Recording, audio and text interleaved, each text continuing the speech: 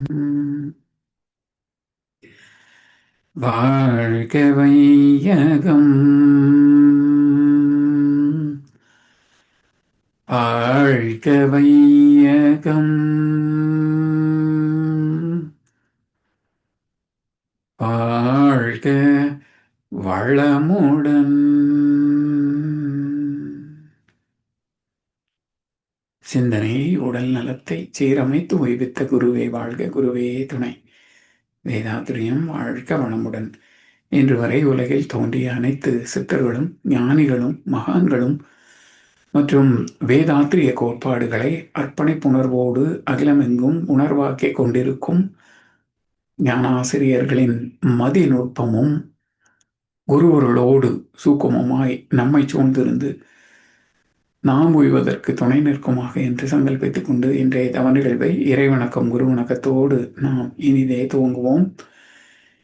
இறைவணக்கம் பாட அருள்நிதி ஆனந்த் வெங்கடேசன் ஐயா அவர்களும், குரு வணக்கம் பாட அருள்நிதி ஜமுனா ராணி அம்மா அவர்களும். வாழ்க வளமுடன். வாழ்க வளமுடன் ஐயா. இறை வணக்கம்.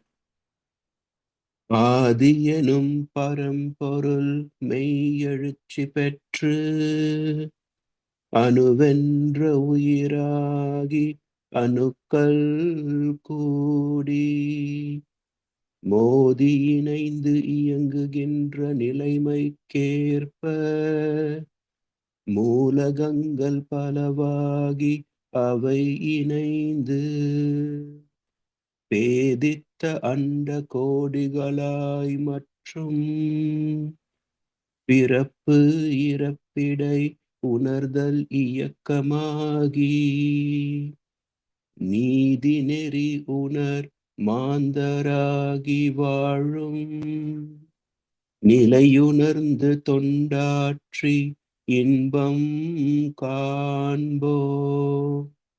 வாழ்க வளமுடன். வாழ்க வளமுடன். குரு வணக்கம்.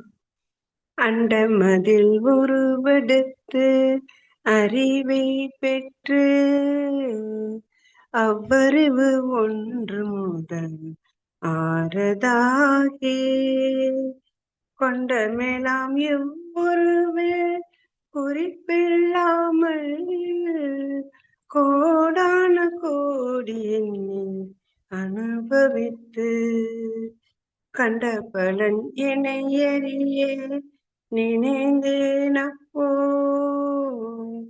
கருத்துணர்த்தி கனல் மூட்டி கருவாம் ஞான குண்டலினி ஏனும் என் மெய்யுணர்வு எழுப்பி குறித்தினை அறிவித்த குருவே அன்பே குறித்தினை அறிவித்த குருவே அன்பே குருவே அன்பே. வாழ்க வளமுடன். வாழ்க வையகம், வாழ்க வையகம், வாழ்க வளமுடன். வாழ்க வளமுடன். நல்லதொரு வாய்ப்பு நல்கிய அனைத்து நல்ல உள்ளங்களுக்கும் நன்றிகளும் வாழ்த்துக்களும். வாழ்க வளமுடன். வாழ்க வையகம், வாழ்க வையகம், வாழ்க வளமுடன். இன்றைய 9 மைய தவத்தினை மிகச்சிறந்த முறையில் வழிநடத்தி தந்த மூத்த பேராசிரியர் ஞானாசிரியர் பாக்யலட்சுமி அம்மா அவர்களை வாழ்த்துவோம். அருட்பேராற்றல் கருணையினால் அருள்நிதி பாக்யலட்சுமி அம்மா அவர்களும் அவரது அன்பு குடும்பத்தினரும் உடல் நலம், நீலாயுள், நிறை செல்வம், உயர்ப்புகழ், மெய்ஞானம் ஓங்கி வாழ்க வளமுடன். அம்மா அவர்களின் அருட்தொண்டு, ஆன்மீக தொண்டு வாழ்க வளமுடன், வாழ்க வளமுடன், வாழ்க வளமுடன். நன்றி அம்மா. வாழ்க வளமுடன் ஐயா. நன்றி. வாழ்க வளமுடன். குரு வாழ்க, குருவே துணை. இதை தவ உணர்வோடு மூத்த பேராசிரியர் ஞானாசிரியர் அருள்நிதி மாலா ஜெயபிரகாஷ் அம்மா அவர்களின் ஆன்மா சாந்தி அடைய ஒரு சில வினாடிகள் இறைநிலையோடு இணைந்து வாழ்த்தி மகிழ்வோம்.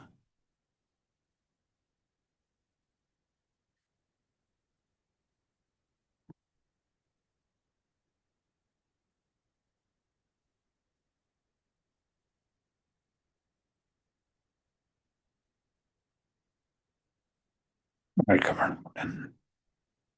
அனைத்து ஆண்டோர் பெருமக்களுக்கும் சான்றோர் பெருமக்களுக்கும் நன்றி. தொடர்ந்து ஞானமும் வாழ்வும் கவிதை தொகுப்பிலிருந்து இன்றைய கவிக்கு விளக்கம் வழங்கிட மூத்த பேராசிரியர் ஞானாசிரியர் அருள்நிதி பழனிசாமி வேலுச்சாமி ஐயா அவர்களை அன்போடு அழைத்தமைவோம். வாழ்க வளமுடன் ஐயா. அருமையான கவி. வாழ்க வளமுடன் ஐயா. அறிவின் 4 நிலைகள் சொல்லுங்க ஐயா. வாழ்க வளமுடன். வாழ்க வளமுடன். வாழ்க வையகம், வாழ்க வையகம், வாழ்க வளமுடன். குரு வாழ்க, குருவே துணை. சான்றோர் பெருமக்களே, ஞானமும் வாழ்வும் கவிதை தொகுப்பின் தொடர் சிந்தனையில் இன்றைய சிந்தனைக்கான கவி யோகம், அறிவின் 4 நிலைகள். அறிவறிய வேண்டுமெனில் புலன் கடந்து அறிந்துள்ள அத்தனையும் கடந்து நின்று அறிவிற்கு இயக்கக்கல பொருள் பரம அணுவான உயிர்நிலையை உணர வேண்டும். அறிவு அங்கே உயிராகும், துரியமாகும். அந்நிலையும் கடந்துவிட துரியாதீதம். அறிவு இந்த 4 நிலைகளில் அவ்வப்போ அனுபவமாய் நின்று நின்று பழக வெற்றி. அறிவு இல்லாத இடம் கிடையாது, மனிதர்களும் கிடையாது. அறிவு என்றால் என்ன என்றொரு கேள்விக்கு ஒவ்வொருவரும் ஒரு பதில் சொல்லுவார்கள். என்றாலும் பொதுவாக சொல்லக்கூடிய கருத்து, நம்ம பேசிட்டு இருக்கோம், செஞ்சுட்டு இருக்கோம், இது எல்லாமே அறிவு தானே. இன்னும் பல விஷயங்களை படிக்கிறோம், ஆராய்ச்சி பண்றோம் என்று அறிவின் வெளிப்பாட்டை, பகுத்தறிவினுடைய சிறப்புகளை சொல்லுவார்கள். ஆனால் இந்த அறிவை பற்றி மேலும் என்ன தெரியும் அப்படின்னா, நாமெல்லாம் 6 அறிவு, மற்றதெல்லாம் 5, 4 அறிவு என்றுதான் சொல்லுவாங்க. சரி, இந்த 6ஆம் அறிவு இதிலேயே சிலர் உயர்ந்த நிலைக்கு போகிறார்கள். விஞ்ஞானிகள், சிலர் ஞானிகள், சிலர் தீர்க்கதரிசிகள். இப்ப எல்லோருக்கும் ஒரே பகுத்தறிவு தானே. அப்புறம் எப்படி இத்தனை பேதங்களை ஏற்படுத்திக் கொள்ள முடிகிறது என்ற ஒரு சிந்தனை வருகின்ற போது அங்கே பொதுமக்களுடைய அறிவு விளக்கம் சொல்ல முடியாது. மகர்ஷி போன்ற அறிவை பற்றி சிந்தித்து தெளிந்தவர்கள் தான் விளக்கம் சொல்ல முடியும். மற்ற எந்த தத்துவத்திலையும் அறிவை பற்றி அவ்வளவு விரிவாக பேசுவார். அறிவு என்பதே அனைத்துமாக பரிணமித்தாலும் அது அதிலே ஒரு இயக்க சீர்மை அமைந்தது பாருங்க, அதுவும் அறிவின் வெளிப்பாடுதான். இயக்க ஒழுங்கு என்பது அறிவுக்கு இன்னொரு பெயர். இன்பம் என்பது அறிவுக்கு இன்னொரு பெயர்.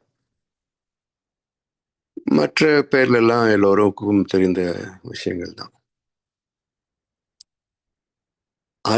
இப்படிப்பட்ட அறிவை அறிய வேண்டும் எனில் ஒரே அறிவு இத்தனை பரிமாணங்களை எடுத்திருக்கிறது, பரிணாமங்களை எடுத்திருக்கிறது என்றால் அந்த அறிவின் தன்மை என்ன, சிறப்பு என்ன, அதனுடைய இயக்க நிலை என்ன என்றெல்லாம் பல கேள்விகள் எடுத்து சிந்திக்கின்ற போது அறிவை அறிய வேண்டுமெனில் அதற்கு முதல் தகுதியே புலன் கடந்து, இரண்டாவது அறிந்துள்ள அத்தனையும் கடந்து. 2 முக்கியமான விஷயங்கள். ஒன்று புலன் கடக்கணும், இரண்டாவது அனுபவங்களை கடக்கணும். இந்த 2ம் அவ்வளவு எளிதா? இந்த புலன் கடந்து போவது என்றால் அதுக்கு இன்னொரு வார்த்தை புலன் ஒடுங்கி. இந்த அறிந்துள்ள அனைத்தையும் எப்படி மறந்து போக முடியும்? எல்லாவற்றையும் அடிச்சு துவைச்சிட முடியுமா? சாத்தியம் இல்லை. அப்ப அதையும் கடந்து போவது. இந்த அறிந்துள்ளதை எல்லாம் எடுத்து வெளிப்படுத்துகின்ற இயக்கத்துக்கு பேர் தானே மனம். அப்ப மனம் ஒடுங்கி, இப்ப மனம் ஒடுங்கி, புலன் ஒடுங்கி, ஒடுங்கினால் என்ன ஆகுது? இதை இந்த புலன் ஒடுக்கம், மன ஒடுக்கம்,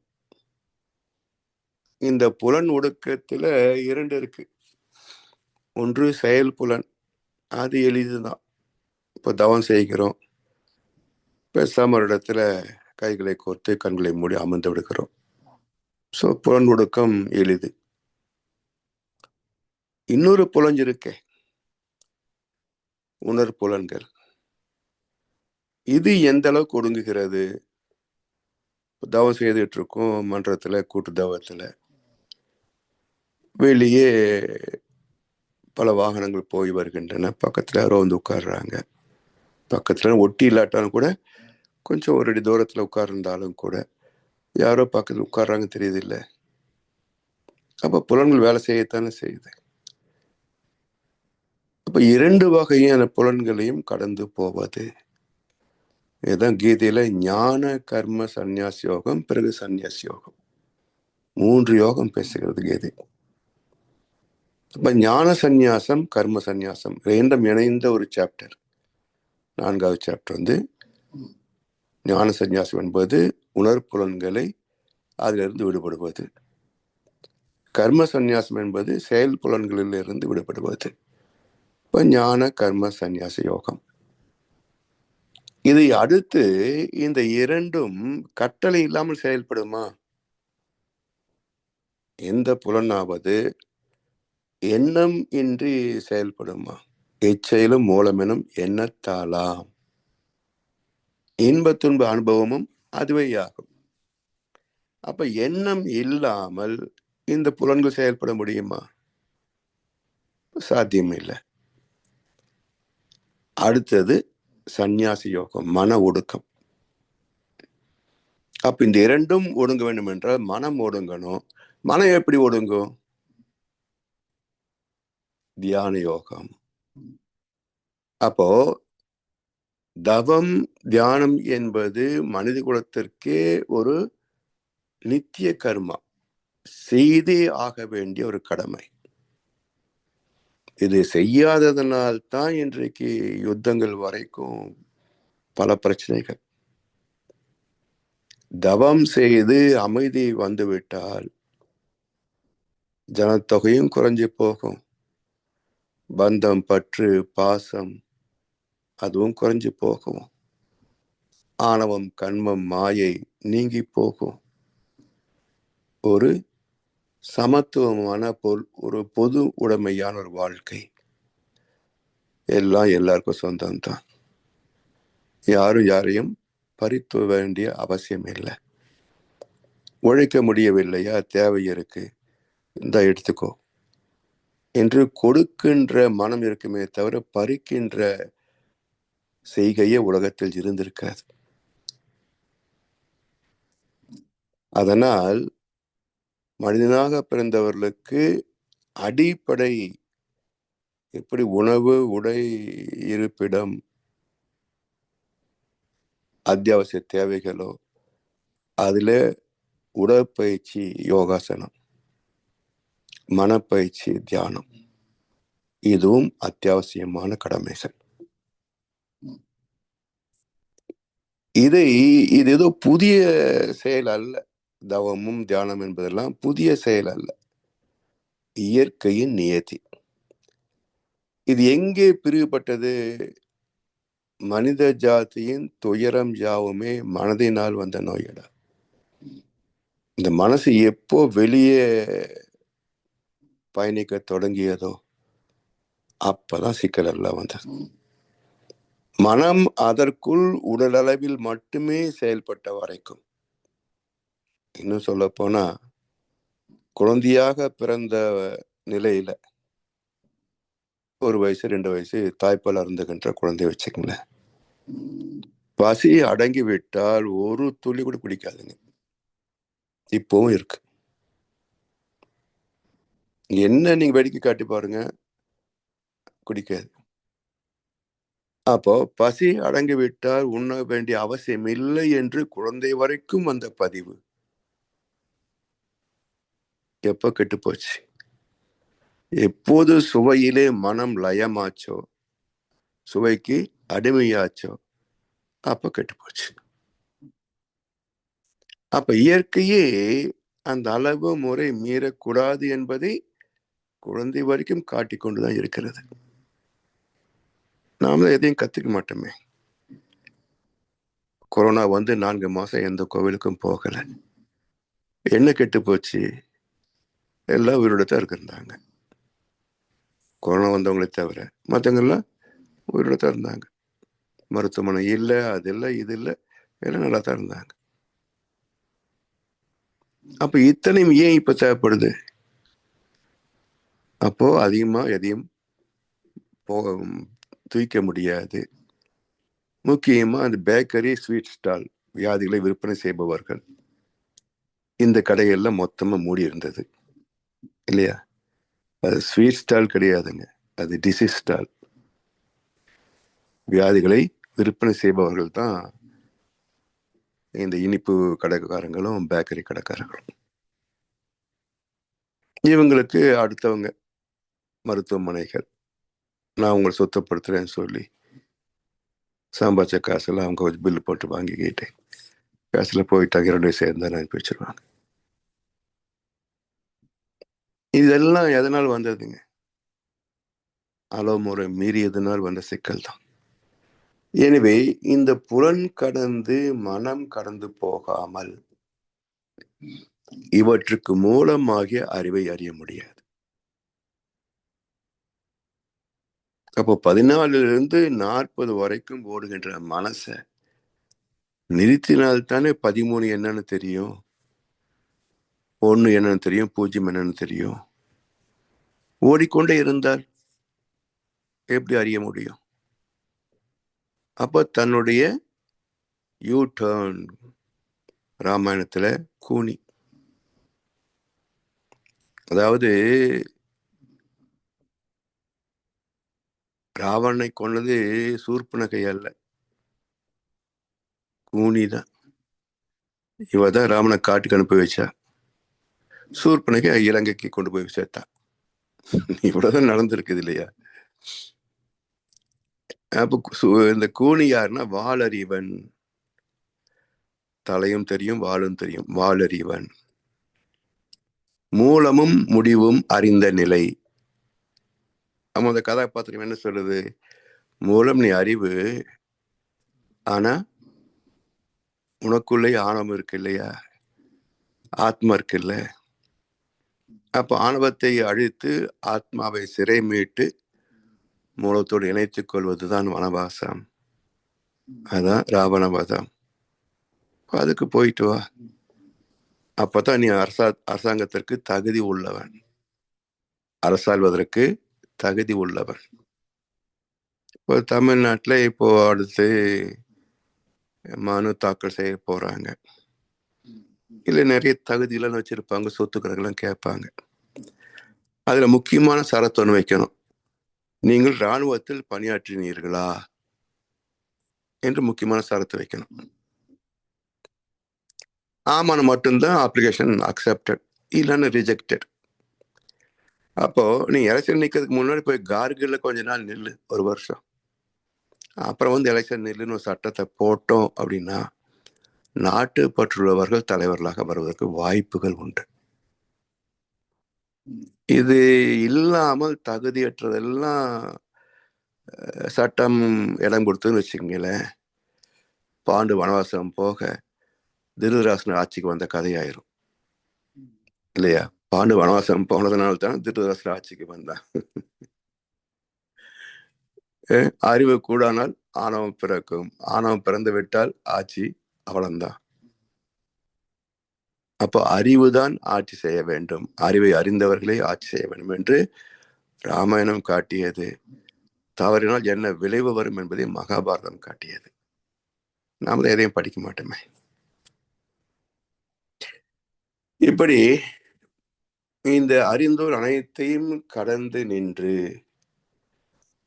அறிவுக்கு இயக்கக்கல பொருள் பரம அணுவான உயிர்நிலை. அறிவு இயக்கத்துக்கு வர வேண்டும் என்றால் சக்தியிலே சிவமில்லை, சிவமில்லே சக்தி இல்லை, இரண்டும் சேர்ந்ததுதானே உலகம். இதுக்குள்ள உங்களுக்குள்ளேயே யார் பெருசு என்ற சண்டை வந்துட்டா எப்படி உலகம் நடக்கும் என்று திருவிளையாடல் புராணத்தில் ஒரு கதை வந்தது இல்லையா? பிரபஞ்சத்துக்கு அப்பால் சிவம் பெருசு, பிரபஞ்சத்துக்குள்ள சக்தி தான் பெருசு. ஏன்னா எல்லாமே இயக்கங்களின் சேர்க்கை தானே. இறை சக்தி என்பது இறை துகள், சிவம் என்பது இயக்கம் இல்லாத இருப்பு, அறிவு. அப்ப இயக்கம் வந்த பிறகுதானே அணுக்கள், பிறகு பஞ்சபூதங்கள், பிறகு ஜீவராசிகள் எல்லாமே. இப்ப சக்தியிலே சிவத்துக்கு என்னங்க வேலை? சரி, சக்தி மட்டுமா வந்தது அப்படின்னா சிவமில்லே சக்தி எப்படி வந்திருக்கும்? இந்த உலகத்திற்குள் பிரபஞ்சத்திற்குள் சக்தி தான் பிரதானம். அதான் அம்மன் தத்துவம்னு வச்சாங்க கோணியம்மன் வரைக்கும். பிரபஞ்சத்திற்கு அப்பால சுத்த வெளிதான். அது இல்லைன்னா பிரபஞ்சமே கிடையாது. இருக்கவும் முடியாது, இயங்கவும் முடியாது. எப்படி இருக்க முடியும்? தாங்கி கொண்டிருக்கின்ற பால் தளம் சுத்தவெளி. அதனால் அறிவிற்கு இயக்கக்கல பொருள் பரமானு என்ற உயிர்நிலை வரைக்கும் வந்திருக்கிறது என்ற சக்தியின் பரிணாம வரலாற்றை உணர வேண்டும். அறிவு அங்கே உயிராகும், துரியமாகும். அறிவு அங்கே உயிராகிறது. நுண் உயிருக்குள்ளேயும் உயிர் இருக்கு. நம்ம துரியத்துல உயிர் இயக்கத்தை உணர முடிகிறது. அந்நிலையும் கடந்துவிட துரியாதேதம், துரியமும் கடந்து நின்ற தூர தூர தூரமே என்ற சிவவாக்கியர். எவ்வளவு தூரம் போகும்? தூர தூர தூரமே போய்கிட்டே இருக்குது. அதுக்கு ஏது எல்லை? இப்படி அறிவு இந்த 4 நிலைகளை கடந்து, புலன் கடந்து, மனம் கடந்து, உயிர் கடந்து, அதுக்கு அடுத்த 4வது நிலையிலே அது தன்னை அறிகிறது. அப்படி அறிந்த 4 நிலைகளில் அவ்வப்போ அனுபவமாய் நின்று நின்று பழக வெற்றி. ஏதோ இடத்துல நான் வாழ்ந்து ஆகணும். ராமகிருஷ்ண பரமஹம்சர் சொல்லுவார், சத்வ ரஜோ தமஸ் 3 குணங்கள் இருக்கு. இந்த 3லையும் பயணம் உண்டு. ஞானியாக இருந்தாலும் சத்துவத்தில் மட்டுமே இருக்க முடியாது. ஒரு முறை ஒரு அன்பர் சாமிஜி கிட்ட ரொம்ப மகிழ்ச்சியாக பெருமையா ஒரு கருத்தை சொன்னார். சாமிஜி, தினம் 3 மணிக்கு எழுந்திரிச்சோம் சாமி, 5 மணி வரைக்கும் துரியோதனம் அருமையா வருது சாமிஜி, டெய்லி நல்ல துரியோதனம் எனக்கு கிடைக்குது அப்படின்னு. 2 மணி நேரம் சாமி சிரிச்சுக்கிட்டே சொன்னாங்க, நல்ல உட்கார்ந்தே தூங்கி பழகிருக்கிறீங்கன்னாரு. அவர் டிஸ்கரேஜ் பண்றதல்ல. குருவின் கடமை எங்கே நாம் வழி தவறுகிறோமோ, மயக்கத்தில் சிக்குகிறோமோ தட்டி எழுப்புவதுதான் குருவின் கடமை. அப்புறம் என்ன சொல்றாரு மகரிஷி, அப்படிலாம் 2 மணி நேரமெல்லாம் அங்க இருக்க முடியாதுப்பா. அது தூக்க நிலை. தவம் என்பதே தூங்காமல் தூங்கி சுகம் பெறுவதுதான். ஆனா தவத்திலே விழிப்பு இருக்கும். தவம் செய்கிறோம், எப்படி கனவு வருகின்ற போது இது கனவுன்னு கண்டுபிடிச்சிட்டோம்னா அது கனவு நம்மை பாதிக்காது. கனவு அதோட மறைந்தும் போகும், அதுக்கு மேல கனவு தொடராது. அது போல இந்த அறிவு அந்த விழிப்போடு இருப்பதுதான் தவம்னு பேரு, இல்லைன்னு தூக்கம்னு பேரு. 2வது 2 மணி நேரமா நிக்க முடியாது. அதனால அந்த இறை உணர்வு என்பது உணர்ந்து விடலாம். நிலைத்தல் மிக மிக கடினம். அப்படி நிலைத்தவர்கள் தான் ஞானி ஆகிறார்கள். குறைந்தபட்சம் எவ்வளவு நிலைத்தால் ஒருவர் ஞானி ஆவார் அப்படின்றது எங்கேயுமே இலக்கணம் கொடுக்கல. ஆனா ஓஷோ மட்டும் ஒரு இலக்கணம் சொல்றார். 48 நிமிஷங்கள். இப்போ சொன்னதை பாருங்க, 2 மணி நேரம், 120 நிமிஷம், 48 நிமிஷங்கள் ஒன்றையும் நினையாது தன்னையும் மறவாத அந்த இறைநிலை ஒன்றிவிட்டால் நீ ஞானி ஆகிறாய். எப்படி தெரிஞ்சுக்கிறது? எங்கே இருந்தாலும் சமாதான அலைகள் பேசும். அவர் பக்கத்துல யார் போனாலும் எண்ணமற்ற நிலைக்கு போயிடுவாங்க. அது ஒரு தெய்வீகம், கடவுளை பார்த்த மாதிரி.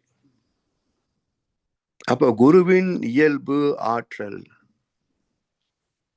குரு பார்க்கிற போது மனசு வேலை செய்யாதுங்க. அப்ப எளிதில் மனம் கடந்து போகக்கூடியது, புலன் கடந்து மனம் கடந்துன்னு முதல்ல தகுதி சொல்ற பாருங்க. அந்த மனம் கடக்கின்ற எளிதான வழி குரு தரிசனம். அதனால் மனசு அப்படிலாம் மணிக்கணக்க நிக்காது.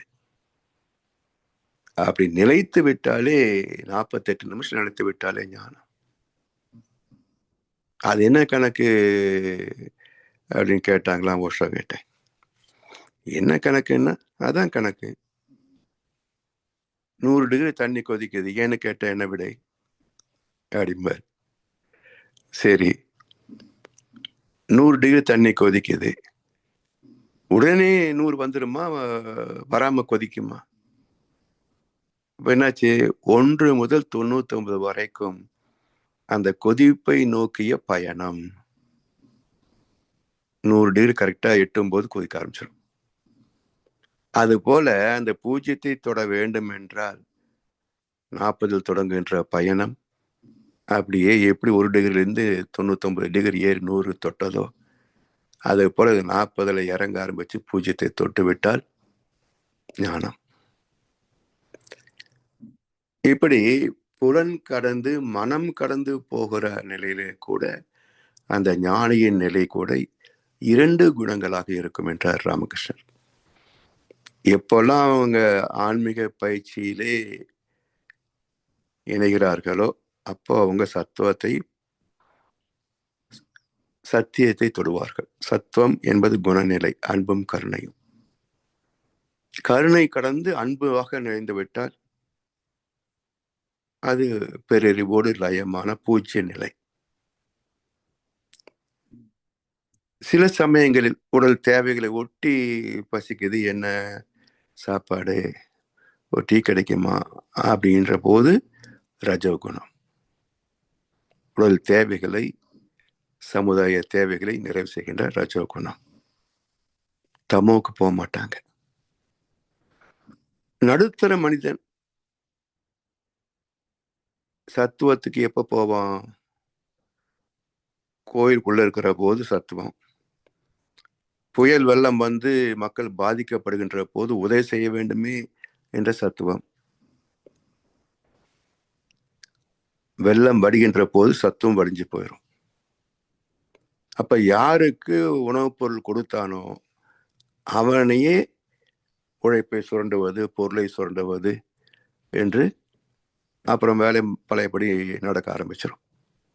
அப்ப வெள்ளம் வரும்போது மனிதமானம் பெருகும், வெள்ளம் வடிகின்ற போது மனிதமானம் வடிந்து போகும். இதுதான் ஒரு வருஷம் நம்ம சென்னையில பார்த்த அனுபவம்.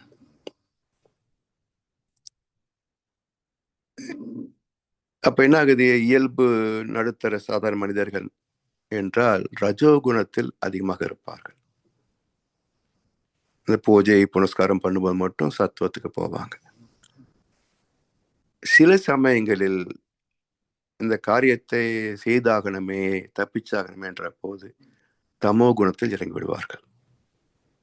அடுத்தவன் கஷ்டப்படாம பரவாயில்ல, நாம தப்பிச்சா போதும் என்கின்ற போது தமோ குணம். அரசியல்வாதிகள் அவருடைய அல்லக்கைகள், இவர்கள் எப்போதும் தமோ குணத்தில் இருப்பவர்கள். ஒவ்வொரு நாளும் எத்தனை சூட்கேஸ் வரும் தான் கணக்கு பார்ப்பானே தவிர,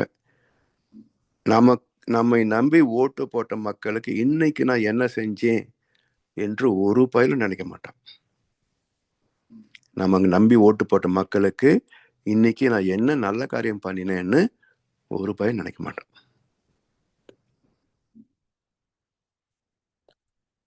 சரி, இப்போ என்ன சிக்கல் என்றால், இவனுடைய இயல்பே தமோ குணம். இதுல ரஜோகுணம் என்ற அதிகாரம் கிடைச்சிருச்சு கையில. அப்ப என்ன ஆகும்? குரங்கு ஏற்கனவே அது என்ன சொல்லுவாங்களே, கல்லு குடிச்ச குரங்கு தேல் கடிச்ச மாதிரின்னு.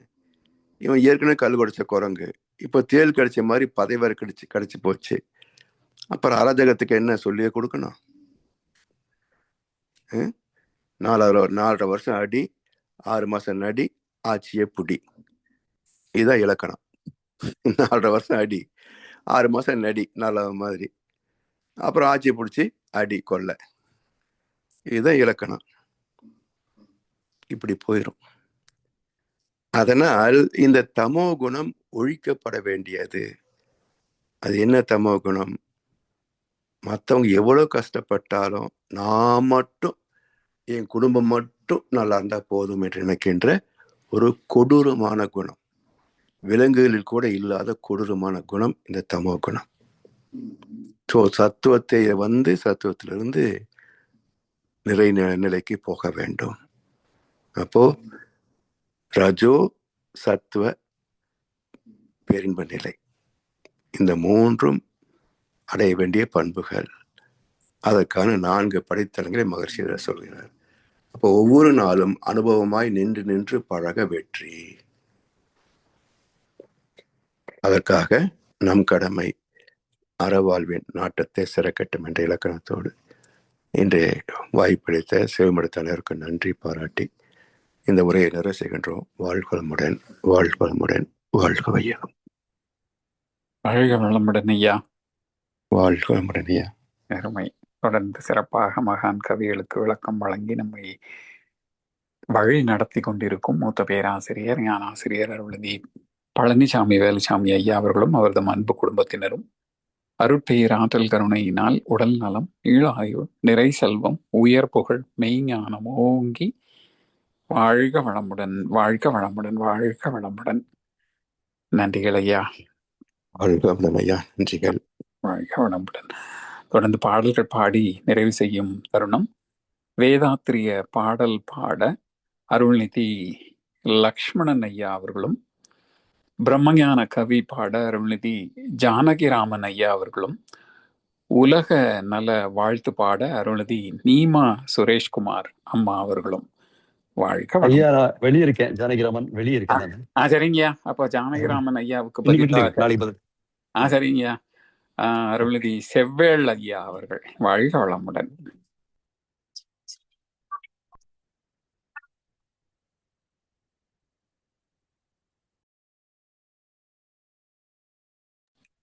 வாழ்க வளமுடன். லக்ஷ்மணன் ஐயாவும் இல்ல. சரி, அப்ப வேற யாரு? ஐயா ஐயா வாழ்க வளமுடன்.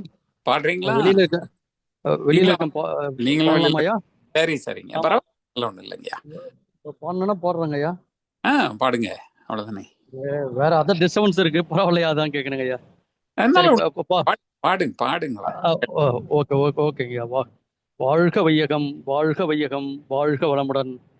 போரில்லா நல்லுலகம், பொருள் துறையில் சமநீதி, நேர்மையான நீதிமுறை, நிலவுக்கோர் ஆட்சி, சீர் செய்த பண்பாடு, சிந்தனையோர் வழிவாழ்வு, சிறப்புணர்ந்த பெண்மதிப்பு, தெய்வநீதி வழிவாழ்தல், தேர் திருவிழா தவிர்த்தல், சிறுவர்க்கே விளையாட்டு, செயல்விளைவு உணர்கல்வி, சீர்காந்த நிலை விளக்கம், பார் முழுதும் உணவு நீர், பொதுவாக்கல் பல மதங்கள், பல கடவுள் பழக்கம், ஒழித்துண்மை ஒன்றை தேர்ந்திடுதல். வாழ்க வளமுடன்.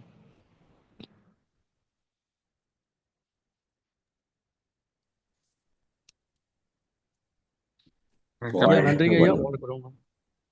வாழ்க வளமுடன். நில உலகுக்கோர் ஆட்சிங்கய்யா லக்ஷ்மணன் ஐயா, அதை ஆம் கொஞ்சம் கவனிச்சுக்கோங்க. ஆம் வாழ்க ஆமா வளம். ஆமா ம், சாரிங்க ஐயா. ஆமா ஆமா வாழ்க வா- வளமுடன் ஐயா. வாழ்க வளமுடன். பிரம்மஞான கவி பாட அருள்நிதி செவ்வேள் ஐயா பாடுறீங்களா? ஐயா பாடவா ஐயா? ஒரு வாழ்க வளமுடன். இறை பாடுங்க பாடுங்க. இறைவெளி இறைவெளியே தன்னிருக்க சூழ்ந்தழுத்தும் ஆற்றல் இதன் திணிவு மடிப்பு விழ சுழலும் நுண்விண்ணாம் நிறைவெளியில் விண் சுழல நெருக்குகின்ற உரசல் நிலவெளியில் எழுப்புகின்ற நேரலைகள் காந்தமாம் மறைபொருளாம் காந்தம் தன் மாத்திரைகள் ஐவகை மலைக்காதீர்வின் கூட்டம் மாபூதம் ஐந்துமாம் முறையாய் அக்காந்த அலை மனமாம் உயிருடர்களில் மதி உயர்ந்து உண்மை பெற மா பிரம்ம ஞானமாம் மதி உயர்ந்து உண்மை பெற மா பிரம்ம ஞானமாம். வாழ்க வளமுடன் ஐயா. நிலை வெளியில், நிலவெளியில்னு சொன்னீங்க, நிலை வெளியில். வாழ்க வளமுடன் ஐயா. ஓகேங்க, ரொம்ப நல்லதுங்க ஐயா. வாழ்க வளமுடன். வாழ்க வளமுடன் ஐயா. உலக நல வாழ்த்து.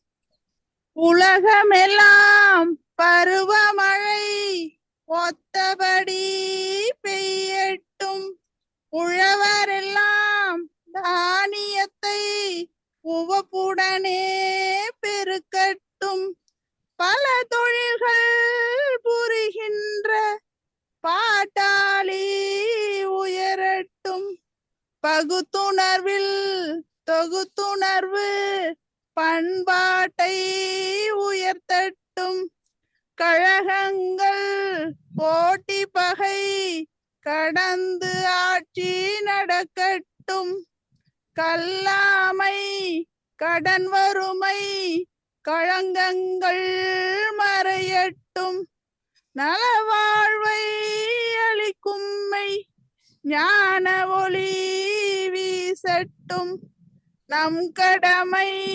அறவாழ்வின் நாட்டத்தே சிறக்கட்டும், நம் கடமை அறவாழ்வின் நாட்டத்தே சிறக்கட்டும், நம் கடமை அறவாழ்வின் நாட்டத்தே சிறக்கட்டும். வாழ்க வையகம், வாழ்க வையகம், வாழ்க வளமுடன். நன்றிகளுங்க ஐயா. வாழ்க வளமுடன். வாழ்க வளமுடன். இன்றைய தவத்தில் கலந்து கொண்ட நண்பர்கள், தவத்தை வழிநடத்தியோர், நற்சிந்தனை வழங்கியோர், பாடல்கள் பாடியோர் அனைவரும் வாழ்க வளமுடன். அவர்களின் அன்பு குடும்பம், அவர்களின் உடல் நலம், மனவளம், பொருள் வளம், அருள் தொண்டு, ஆன்மீக தொண்டு வாழ்க வளமுடன், வாழ்க வளமுடன், வாழ்க வளமுடன். இத்துடன் இன்றைய காலை தவம் நிகழ்வோடு இனிதே நிறைவு பெறுகிறது. இறை அருளும் குரு அருளும் நம் அனைவரையும் எப்பொழுதும் சூழ்கிறது. நம்ம இந்த இறை நடைமுறை பயணத்தில் சிறந்த முறையிலே வழிநடத்தட்டும் என அனைவரையும் வாழ்த்தி வணங்கி நன்றி கூறி அமைகிறோம். வாழ்க வையகம், வாழ்க வையகம், வாழ்க வளமுடன்.